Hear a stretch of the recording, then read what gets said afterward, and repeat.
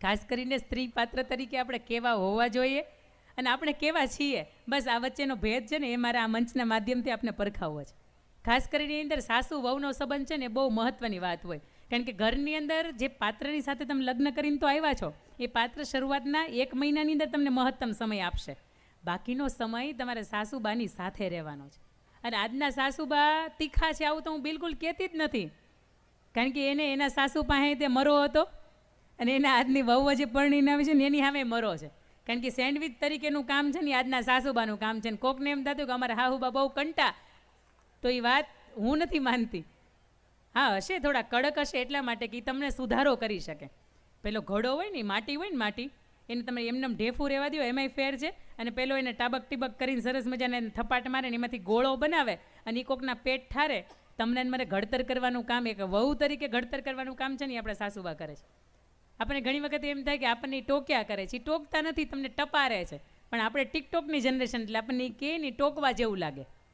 અને ખાસ કરીને એક સાસુ વહુનો પ્રસંગ મારે અહીંયા માધ્યમથી કહેવો છે કે દરેક ઘરની અંદર સાસુ વહુનો સંબંધ હોય ને એ કેવી રીતનો સંબંધ હોય.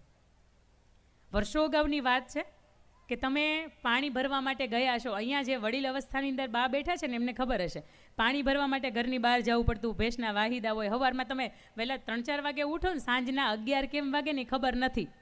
કારણ કે આપણે કાર્યરત હતા. ઘરની અંદર સ્ત્રી હતી ને ક્યારે ફ્રી નહોતી બેઠી. આજ તો આવી ગયું છે ને, 1 મિનિટની અંદર 35 વખત સ્ક્રોલ કરીએ, આવું રિસર્ચ એવું કહે છે. અને બપોરે 2 થી 5નો સમય તો આપણે એ જ જોઈએ છીએ ક્યાં સસ્તું છે ને ક્યાં સારું છે ને ક્યાં સરસ મજાનું બાય વન ગેટ વન મળે છે. અત્યારે ઘરની અંદર હાઉસવાઈફ તરીકે આપણે જવાબદારી સ્વીકારીએ, પછી કામવાળા કામ કરી જાય, રસોઈવાળા રસોઈ કરી જાય, કચરા પોતાવાળા કચરા પોતા કરી જાય. આખો દિવસ એ તારે સવારથી સાંજ સુધી ગલ્લા તલ્લા મારવા સિવાય આપણી પાસે કામ નથી. પણ એક સમય હતો કે જ્યારે ઘરની અંદર પશુપાલન એક ઉદ્યોગ તરીકે જોવાતો, ઘરની અંદર ખેતીવાડી છે એની અંદર પણ સ્ત્રીઓને એટલું મહત્તમ યોગદાન હતું. વર્ષો અગાઉ એક ઘરની અંદર એક દીકરાના લગ્ન થાય અને એના સાસુબા છે ને એનાથી બીક લાગતી. સાસુબાથી માથે તમે ઓઢ્યું છે એના દાખલા છે આપણા સમાજની અંદર, એ ઓઢતા સાસુબાનું માથે. એટલે દીકરાની વહુના 18 વર્ષની ઉંમરે લગ્ન થાય, માથે એને ઓઢે. 18 વર્ષની ઉંમરમાં માંડ હજી તો હાથ એના બારા નીકળ્યા હોય ને ઘરનું કામ કરતા એ દીકરી શીખી હોય. અને એ સમયગાળાની અંદર લગ્ન થાય ને અચાનક 3 વાગ્યા ઉઠવાનું, સાંજે 10-11 વાગે સૂવાનું. આ જવાબદારી જ્યારે માથે આવે ને ત્યારે લગ્નના 10-15 દિવસની અંદર તાવ આવી જાય. પણ સવારમાં ઉઠીને ઘંટલાની અંદર અનાજ દળવાનું કામ આ વહુના ભાગમાં આવ્યું હતું. હજી સાસુબાઈ એને બીજું કામ હતું ને એ નહોતું આપ્યું, પણ આ કામ એને આપ્યું હતું. એટલે ઓલી એની અંદર પેટની અંદર આટી ચડી જાય, પણ ઘરની અંદર કામ કરવાનું એ તો કરવાનું. એક સમય એવો આવે કે શિયાળાનો બરાબરનો સમય, તલ પાક્યા હતા અને તલની અંદર એના દિયર હતા ને એ સાની પીસાવા માટે, એનું તેલ કઢાવવા માટે જતા હતા. એટલે દિયરને કીધું, ભાઈ સાંભળો છો, મારા માટે તમે થોડીક એવી હાની લેતા આવશો. કોઈને કહેતા નહીં હા કે મેં મંગાવી છે, તમે થોડીક લેતા આવશો. હાહુ બાતી બીક હતી. અત્યારે ઢેફલા ઓળાઈ જાવ ને તો હાહુ બિચારા જોતા રહી જાય, હાહુને પૂછતાય નથી કોઈ, હે બા તમારે ખાવું છે. પણ ત્યારે તો ગોળપણની અંદર ગોળ છે ને એ હાહુ બા વગરનો લેવા, એને પૂછ્યા વગરનો લેવાતો નહીં. દિયર છે ને એણે એક વાટકા જેટલી હાની છે એ ભાભીને આપી અને ભાભીએ બરાબરની એક વાટકાની અંદર દબાવી દીધી. રોજ સવારમાં પોતે ઘંટલાનો અનાજ દળે ને ત્યારે થોડી થોડી બારી કાઢે ને ખાય. પણ હાનીની અંદર ગોળ સાસુબાને વિનાનો, એને પૂછ્યા વિનાનો નખાય નહીં. એની એટલી હિંમત ન ચાલી. પણ બરાબરનો આ કામની અંદર એને તાવ આવ્યો, થાક લાગ્યો. એટલે સાસુબાઈએ એવું કીધું કે તમે 2-4 દી આરામ કરો, ઊભા થઈ જાઓ, પછી અનાજ દળજો. સવારમાં હાનીનો વાટકો એમને ઓલા ઘંટલાની પડની બાજુમાં રહી ગયો. પછી ઊભા થઈને 2-3 વખત ઊભા થયા, પણ હાહુબાએ ઘંટલો સ્વીકારી લીધો હતો. એટલે ઊભું થઈને પછી મૂકવાનો કંઈ હગે વગે કરવાનો સમય રહ્યો નહીં. સાસુબાઈ બીજેથી ઘંટલાનું પડ ખેંચ્યું ને એટલે હારે ઓલો વાટકો હતો ને એ બારો આવ્યો. જોયું કે આની અંદર શું છે, અહીંયા કોણે વાટકો ભરીને રાખ્યો છે. હળવેકથી ખોલ્યો એટલે લાગ્યું કે ઓકે આમાં હાની ભરી છે, દીકરાની વવે મૂકી હશે. પણ એને હું એવી લાગતી હશે મારથી છુપી રીતે એને ખાવું પડે. એને હળવેકથી ચાખી કે કેટલી મીઠી ખાય છે, હું જોઉં તો ખરી. પણ હાવ મોડી ત્યારે સાસુબાના આંખમાંથી આહુડા વહ્યા કે મારા દીકરાની વહુ મારી એટલી બધી બીક હશે કે જેના કારણે અંદર ગોળે ન નાખી શકી. પોતે ઊભા થયા, એની અંદર સરસ મજાનો ગોળ નાખ્યો, એની અંદર 2-4 કાજુ બદામના કટકાઈ નાખ્યા, થોડુંક એવું ઘી નાખ્યું, બરાબરની દાબી રાખી. અને 3-4 દિવસ પછી વહુને સારું થઈ ગયું એટલે વળી પાછું દળણાની જે જવાબદારી હતી ને એના માથ ઉપર આવી ગઈ. બીક તો હતી કે હાહુબાના હાથમાં વાટકો આવી ગયો હશે, શું થાય. પણ કોઈ કાંઈ 3-4 દિવસ સુધી બોલ્યું નહોતું. હળવેકથી ઘંટલો બારો કાઢ્યો ને એટલે એની યારે પેલો વાટકો હતો ને એ બારો નીકળો. દીકરાની વહુ છે એ હવે ઘંટલા ઉપર છે અને હળવેકથી જુએ છે કે સુગંધ તો સરસ મજાની આવે છે, મીઠી સુગંધ આવે છે. અને હળવેકથી પોતે ચાખે છે એટલે એને એમ થાય કે આ કેટલી બધી મારે સાસુથી બીતી હતી, આ તો મારી માં જેવી હાહુબા છે. કારણ કે જેની અંદર હું ગોળ નહોતી નાખતી, અંદર ગોળ, ઘી, ડ્રાયફ્રૂટ, ટોપરું આ સરસ મજાનું નાખીને મારા બાએ મારા સાસુબાએ મારી મોટે રાખી મૂક્યો છે. અને બીજા દિવસની રાહ જોયા વિના એને વાટકો તે દિવસે પૂરો કરી ગઈ. પણ આ વાત સાસુ વહુની વચ્ચે વર્ષો સુધી અકબંધ રહી. કોઈ એકબીજાને કાંઈ કહે નહીં. સાસુ હતા ને એ હવે પરસાસુ બની ગયા. દીકરાની વહુ હતું ને એ હવે સાસુબા બની ગયા છે. અને ત્રીજી પેઢી પરણીને દીકરો જ્યારે આવે છે ત્યારે પરસાસુ અને સાસુ હોય બેઠા બેઠા એક વખત વાત કરે છે. એમ તો પરણીને જે દીકરી શ્રદ્ધા આવી છે ને એ તો બહુ ડાઈ છે, ભણેલી ગણેલી છે, દેખાવે સારી છે, હોશિયાર છે, મહેમાનોને હાંચવે છે. પણ આમ તને કાંઈ એવું લાગે છે ને આમાં ખૂટે છે. એટલે સાસુબા એવું કહે કે થોડીક મોડી છે, મને એવું લાગે છે. અને ત્યારે સાસુબા એવું કહે છે કે વર્ષો પહેલાં જે પેલા વાટકાની અંદર મેં ગોળ નાખ્યો હતો ને એને મેં મીઠું કરી દીધું હતું ને, એ હવે આ સ્ત્રી પાત્રની અંદર ગોળ નાખવાનો છે ને તારે મીઠું કરવાની જવાબદારી અવતારી છે. એ આવનારું પાત્ર 20, 22, 25 વર્ષની ઉંમરે તમારે ઘરને આંગણે આવે, ભણતું હોય એટલે ન શીખ્યું હોય, રસોડાની જવાબદારી ક્યારે માથે લીધી ન હોય, તમારે ઘરને આંગણે આવે એટલે સાહેબ એને બની શકે કે કદાચ લાપસી બનાવતા ન આવડતી હોય, પણ હાહુબા તમને તો આવડે ને. આજે અમારી 31 દીકરીઓ પરણતી હશે, જરૂરી નથી કે બધાને રોટલા આવડતા જ હશે, પણ એને હાહુબાને આવડતા હશે ને એ વાત ચોક્કસ છે.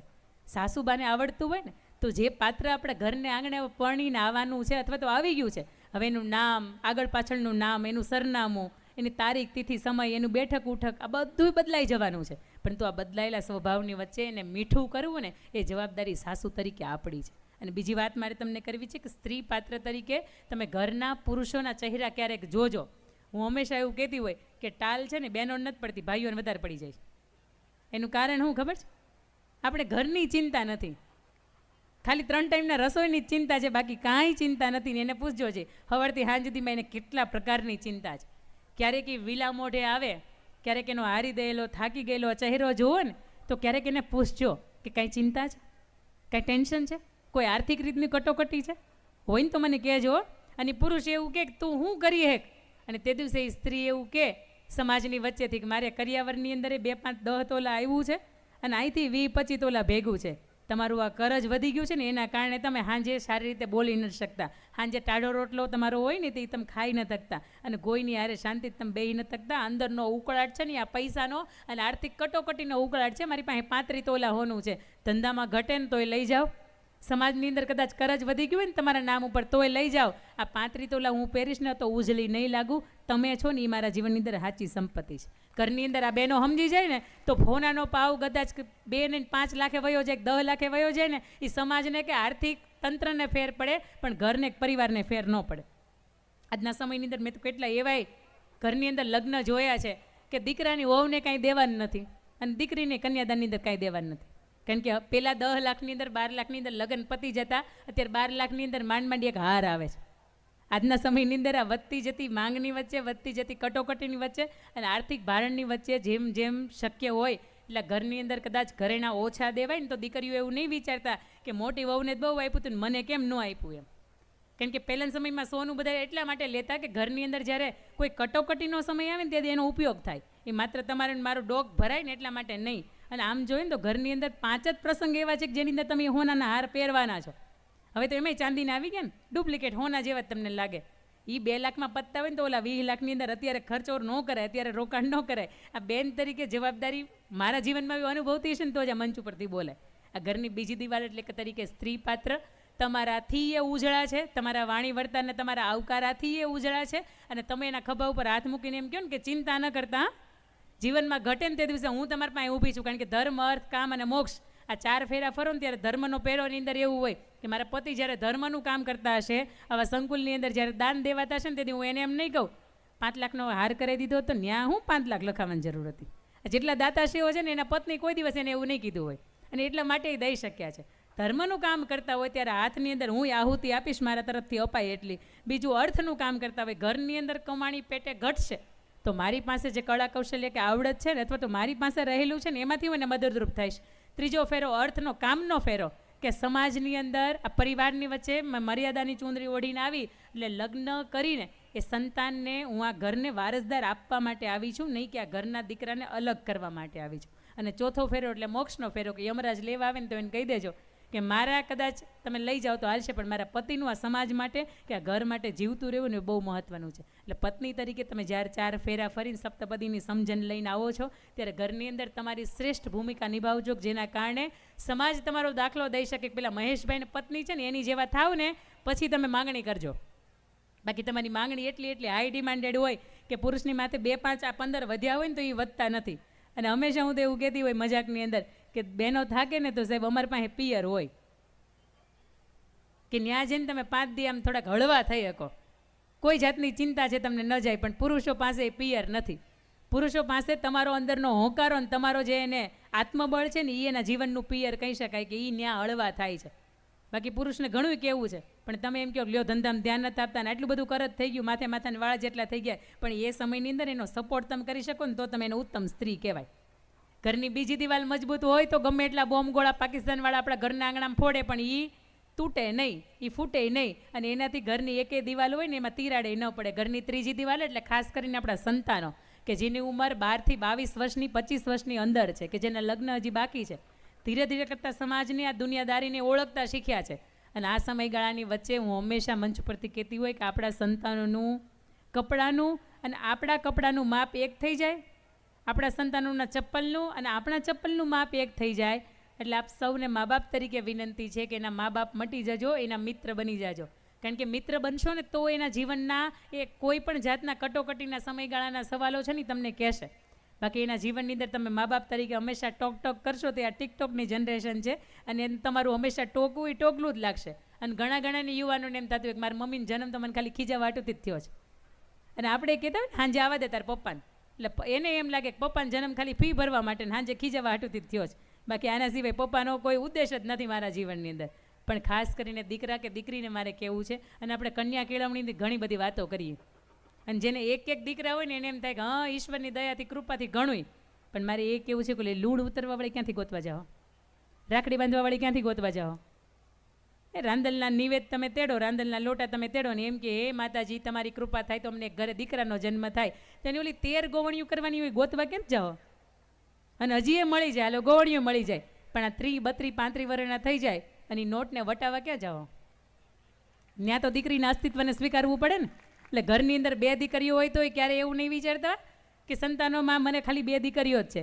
કારણ કે હરિવંશ પુરાણની અંદર જ્યારે કૃષ્ણ ભગવાનના બહેન સુભદ્રાજીનો જન્મ થાય ને ત્યારે દેવર્ષિ નારદ નારાયણને પૂછે કે ઈશ્વર ઘરની અંદર દીકરીનો જન્મ ક્યારે થાય. અને ત્યારે નારાયણ બહુ સરસ મજાની હરિવંશ પુરાણની અંદર વાત કરે છે કે તમે કોઈ એક ભગવાનની સતત 3 વર્ષ સુધી સેવા કરો, 111 વૃક્ષો વાવો, 1111 તમે બ્રાહ્મણોને જમાડો, 11,000 જેટલા તમે યજ્ઞો કરો અને 1 લાખ ગાયનું દાન કરો અને માળ કુળદેવીની કૃપા થાય. આ બધું ભેગું થાય ને તો તમારે ઘરને આંગણે એક દીકરીનો જન્મ થાય. એટલે તમારે મારે આંગણે કદાચ 2 હોય કે 3 હોય ને તો ક્યારેય એવું નહીં વિચારતા બસ એ દીકરીને આપણા જેવી બને.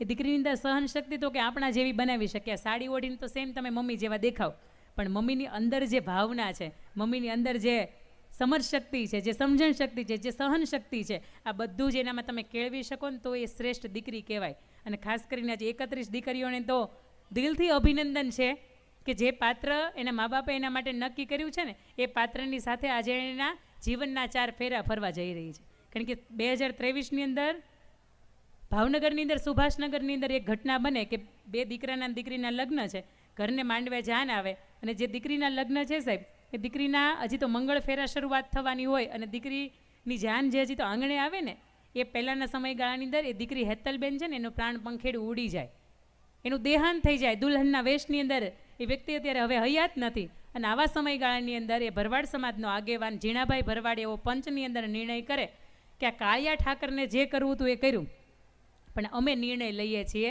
કે હવે આ મંડપની અંદર જાન પાછી નહીં જાય.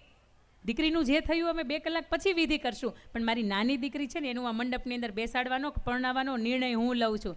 ત્યારે બેનપણીઓ જ્યારે દીકરીને તૈયાર કરતી હતી ને ત્યારે દીકરીને પૂછવામાં આવ્યું કે તું કહેતો ખરા જેને તે આજ સુધીમાં જીજાજી કીધા છે આવતીકાલથી તારા ભરતાર થાય છે, જે પરિવારની અંદર તે તારા બેનના સાસરિયા તરીકે જોયા છે, પરિવાર તને ગમે છે કે નહીં, એ પાત્ર તને ગમે છે કે નહીં, એક વખત તું તારો ગમો કે અણગમો શેર તો કર. અને તે દિવસે સમાજની સાહેબે દીકરી એવું કીધું હતું કે મારા બાપે જે ઠેકાણું ગોતું હોય ને એમાં મારે જોવાનું ન હોય. અને આજે 31 દીકરીઓ જેટલી પણ આજે તમારે મારા આશીર્વાદ લઈને જઈ રહી છે ને ત્યારે એમને પણ અભિનંદન ને વંદન છે કે એના બાપે જે ઠેકાણું કે એના પરિવારે જે ઠેકાણું ગોઈતું છે ને એમાં જરીકે જોવાપણું ન હોય, કારણ કે બાપની પાસે વર્ષોની દિવાળીઓના અનુભવ હોય, કેટલાય સમાજના દંપતીઓના અનુભવ હોય ને પછી પાત્રની પસંદગી કરતા હોય. એટલે ખાસ કરીને દીકરીઓ જે અહીંયા બેઠી છો, આપને મારે વિનંતી છે કે હંમેશા તમારા સમાજની, પરિવારની અને મા બાપની લાજ ઉજળી રહે અને તમારા કારણે આગેવાનો એની ઉપર આમ છાતી ઠોકીને કે 56ની છાતીએ કહી શકે કે નહીં, અમારી સમાજની દીકરીઓ પર નજર નાખો, અમારી સમાજની દીકરીઓ આવી ન હોય. આવી દીકરીઓ તરીકે તમે જો ઘરને આંગણે હોય ને તો ઘરની ત્રીજી દિવાલ મજબૂત રહે.